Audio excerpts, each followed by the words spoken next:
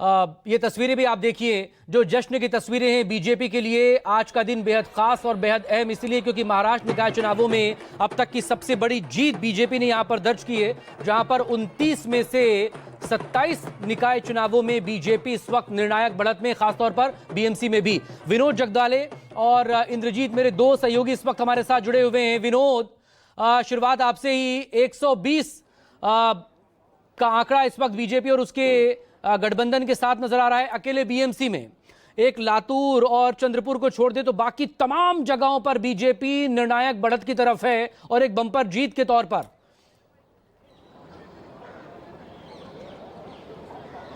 देखिए, 29 में लातूर, चंद्रपुर और भिवंडी को छोड़ दे तो हर जगह पर भारतीय जनता पार्टी या फिर उसके गठबंधन दोस्त की यहाँ पर जीत होती हुई नजर आ रही है। 120 नहीं बल्कि मुंबई में अब 227 में से 130 सीटों पर कुछ सीटें जीत चुकी हैं। कुछ सीटों पर बढ़त हासिल है भारतीय जनता पार्टी और एकनाथ शिंदे की शिवसेना को। 31 सीटों पर एकनाथ शिंदे की शिवसेना आगे है या फिर कुछ सीटें जीत चुकी हैं। भारतीय जनता पार्टी 99 सीटों पर कुछ सीटों पर चुनाव जीत चुकी है, कहीं पर वो आगे है। इसका बारीकी से आकलन करें तो यहाँ पर एक चीज यहाँ पर दिखाई पड़ती है, अधिकतर जगहों पर 50 से भी ज्यादा जगहों पर एकनाथ शिंदे की लड़ाई सीधे उद्धव ठाकरे की पार्टी शिवसेना यूबीटी से हुई थी। इसमें कहीं ना कहीं उद्धव ठाकरे ने एकनाथ शिंदे को मात दे दी। इतने बुरे हालात होकर भी 31 सीटों पर बढ़त या फिर जीत हासिल करते हुए एकनाथ शिंदे यहाँ पर विजयी हुए हैं। एक बात तो साफ है कि मराठी मानुस का जो वोट है वो जरूर ठाकरे भाइयों को वहाँ पर मिला है और कुछ दलित और अधिकतर मुस्लिम वोट के कारण शिवसेना ये आंकड़ा यहाँ तक छू पाई है। भारतीय जनता पार्टी की हम बात करें तो भारतीय जनता पार्टी यहाँ ने अच्छा प्रदर्शन किया है। 2017 में शिवसेना से अलग लड़कर यहाँ पर भारतीय जनता पार्टी ने 82 सीटें जीती थी। अब 99 सीटें वो जीतती हुई यहाँ पर नजर आ रही है। भारतीय जनता पार्टी को उन्हें ठान ही लिया था कि इस बार 100 के ऊपर जाएंगे, लेकिन 100 के नीचे ही थोड़ी सी गड़बड़ हो चुकी है। लेकिन अगर कहीं पर उलटफेर हुआ तो 100 का आंकड़ा भारतीय जनता पार्टी वहां पर छू सकती है।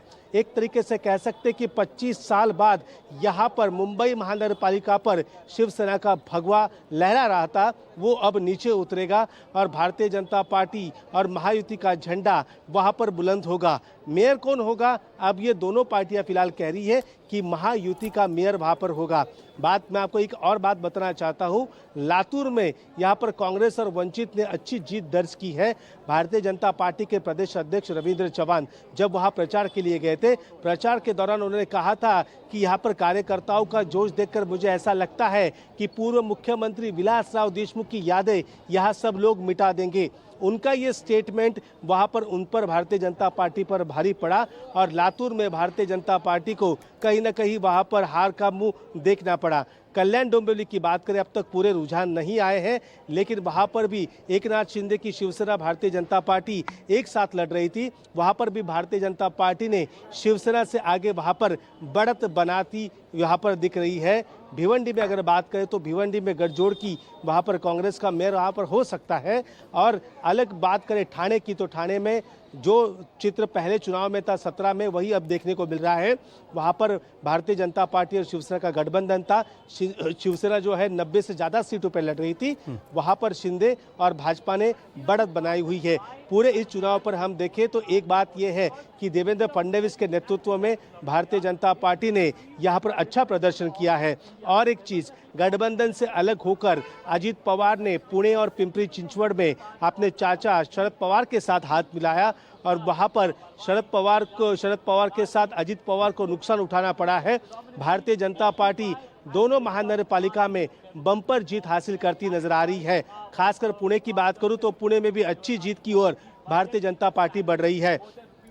पिंपरी चिंचवड़ महानगर पालिका में अजित पवार ने काफी कुछ चीजें भारतीय जनता पार्टी के खिलाफ कही थी। Bharatiya Janata party tender ring करती है, भारतीय जनता पार्टी कुत्तों की नसबंदी में पैसे खाती है, भारतीय जनता पार्टी एक्सटॉर्शन करती है, टेंडर सेट करती है, करप्शन करती है। इस प्रकार के आरोप वहां पर लगाए गए। भारतीय जनता पार्टी आहत हुई। उन्होंने भी अजित पवार को जवाब दिया था कि आप ना भूलें 17,000 करोड़ का केस फिलहाल कोर्ट में चल रहा है, ये बात उनको वहां पर उनको सुनानी पड़ी। खुद देवेंद्र फडणवीस ने अपने इंटरव्यू में वहां पर कहा था कि अजित पवार का जो स्टेटमेंट है वो सही नहीं है, दोस्ती बरकरार रहेगी लेकिन नाराजगी अभी भी बरकरार है, ये बात उन्होंने कही। तो एक पूरे इस चुनाव को देखिए भारतीय जनता पार्टी की फिर से बड़ी जीत हुई है। सबसे पहली जीत महाराष्ट्र विधानसभा में हुई, उसके बाद नगर पालिका चुनाव में हुई, अब महानगर पालिका चुनाव में भी भारतीय जनता पार्टी की और शिवसेना गठबंधन की एक बड़ी जीत यहाँ पर हमें देखने को मिल रही है।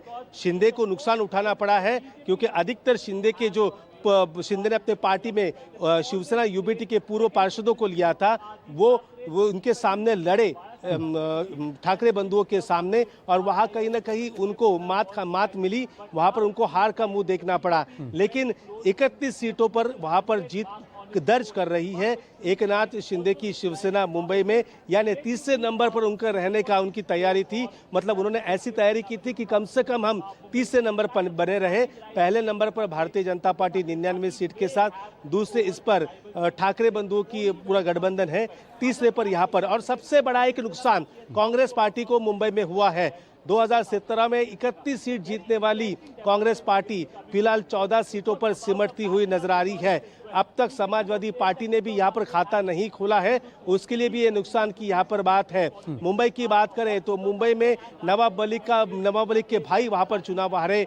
माहिम से बात करें तो सदा सरवनकर पूर्व विधायक, उनके बेटे चुनाव हारे। सांसद रविंद्र वायकर की बेटी वहाँ पर चुनाव हारी। ऐसे तमाम जो बड़े चेहरे थे वो भी वहाँ पर चुनाव आ रहे हैं, जिससे शिंदे का भी वहाँ पर काफी ज्यादा नुकसान हुआ है। राज ठाकरे की बात करें तो राज ठाकरे को भी काफी बड़ा नुकसान उठाना पड़ा है। अब तक एक सीट पर वो जीत हासिल कर चुके हैं और करीब 8 से 9 सीटों पर वो बढ़त बनाए हुए हैं। लेकिन लग रहा था कि राज ठाकरे भी अपना करिश्मा दिखाएंगे, लेकिन सीधे ठाकरे बंधु एक साथ आने से इसका फायदा उद्धव ठाकरे को मिला है और इसका फायदा और वो मराठी मानुस के नाम पर जो पूरी एक राजनीति चुनावों के दौरान और उससे पहले शुरू करने की कोशिश हुई थी, वो एंटी पोलराइजेशन जब इसका हुआ तो वो सीधा उधर बीजेपी की तरफ गया है किसी और के पास जाने की बजाय।